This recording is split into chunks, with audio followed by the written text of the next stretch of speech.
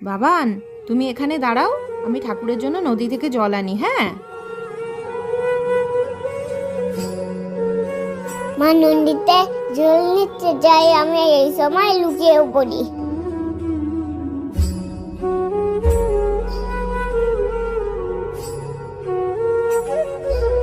এই বাবান কোথায় গেল? বাবান মা আমাকে খুঁজছে। কোথায় গেল ছেলেটা? খুঁজেই পাচ্ছি না।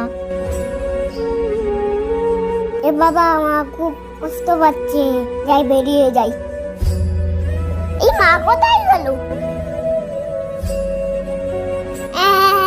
মা তুমি আমাকে ছেড়ে কোথায় গেলে? বাবান, তুমি কষ্ট পেলে তো?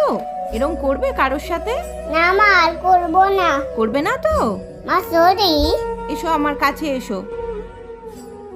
আমি কত ভয় পেয়ে গেছিলাম।